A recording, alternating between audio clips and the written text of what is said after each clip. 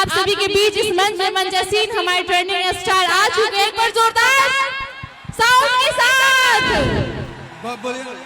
अभी आप लोगों का जिनका इंतजार था, हमारे सदी के महानायक ट्रेंडिंग स्टार, ग्लोबल स्टार, जिनका कि हर महीना 4-5 गाना ट्रेंडिंग में रहता है, आ चुके हैं। आप सभी लोग मेरे साथ चिल्लाने के लिए तैयार है ना? सुपरस्टार ट्रेंडिंग स्टार के लिए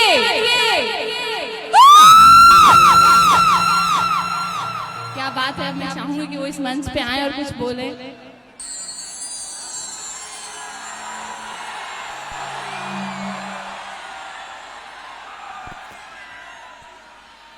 का हाल बा? हमके लागत है कि आज से 12 साल पहले यही फील्ड में आई रहनी हम। तोरा लोगन के याद बा कि ना?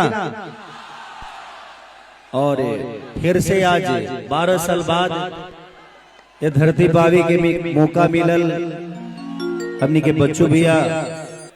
तो बस हम प्रयास करें कि तारा लोगन से जेगा दिल के रिश्ता आज से 12 साल पहले जुड़ा रहे, वो जब तक ले जी तब तक ले तारा लोग के संगे दिल के रिश्ता खेसरिया के रहो। बाकी जे ने खड़ा बा थोड़ा सा माता बहन बेटी बालो तो वो लोग इन्हें से हट जाइए, इन्हें बैठ जाइए ताकि वो लोग की कोनो दिक्कत ना हो।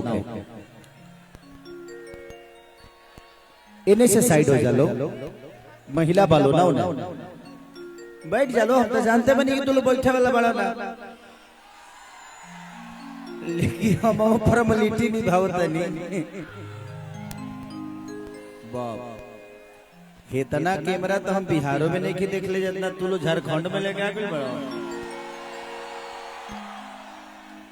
अच्छा एक बार तनी लाइट चले बस, सभी माता बहन बेटी जितना लोग मोबाइल ले बतरे लाइट जरा बताओ, ताकि दुनिया के पता चले कि झारखंड में कितना प्यार मिले लगे सरिया के। सभी हनियों से जे भी मोबाइल लेके आइल बतनी अपन अपन फ्लैश जलाओ। हाँ लागत और बहुत ही ज्यादा कलाकार वो सबके बीच में आइल बड़े, तो वो लोग अपन प्यार सबके दे। कहाँ बड़े, कहाँ गिले पागल भैया हो?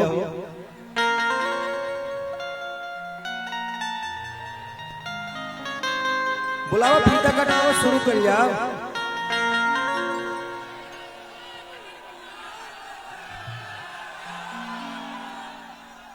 आज कितना दिन से हमार जिम छूट गइल बा। आने 2 दिन पहलवा कॉले नहीं हाथ ना दर्द हो गइल बा देही में,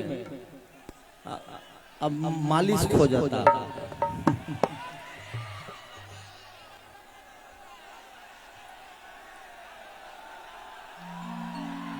बुलाइए पागल भैया को। मैंने कितना तरह के बुलावे के परी हो, बड़ा बड़ा हीरो तू। आए ने ले आओ उद्घाटन करवाओ भैया से।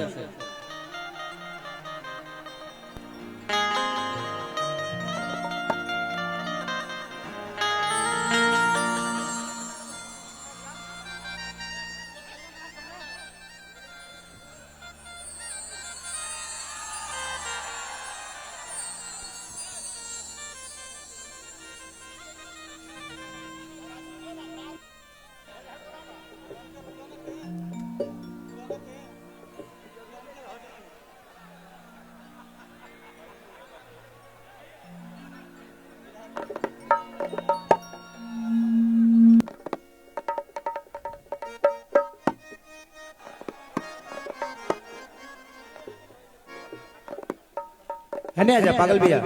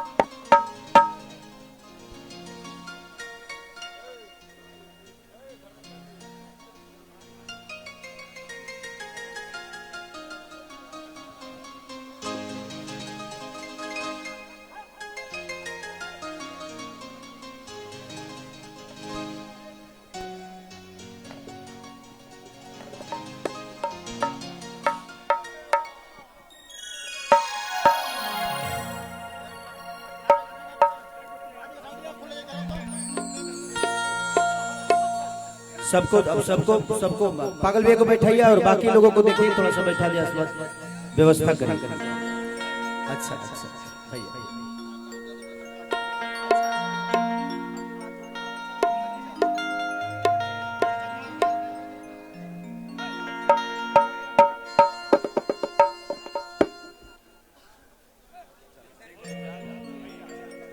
ये फोटो वाला काम बाद में भी हो सकता है, पहले कार्यक्रम कर लेते हैं। थैंक यू भैया, थैंक यू थैंक यू। सब लोग पीछे आ जाए, पीछे आ जाए, पीछे आ जाए, पीछे हो गए ना, स्वागत हो गए हमारा।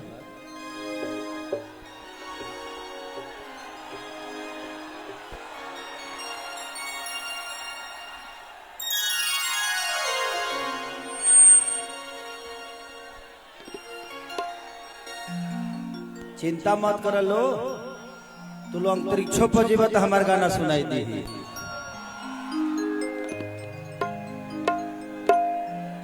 सामने से बच्चों भी ये सामने से या तो बैठा दे, इसलिए सजिंदा ना लौकी तो फिर दिक्कत हुई हमरा। या तो सबके साइड में बैठा हुआ, एगो कुर्सी दे दो सबके, पागल भैया के सामने बैठा दो, बाकी लोग के साइड कर दो। थोड़ा सा ऐसे जैसे जिंदा के देखे में ना देखिए आदमी तो ना कर पाई, वो लोग के देखे के पड़ेगा बी ना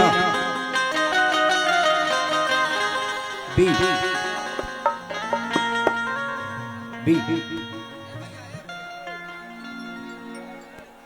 चलिए रुआ सबके बेटा, रुआ सबके भाई,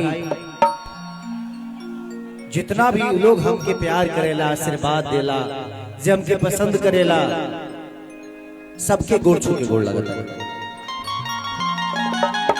एगो हल्ला करके बता दो लोग।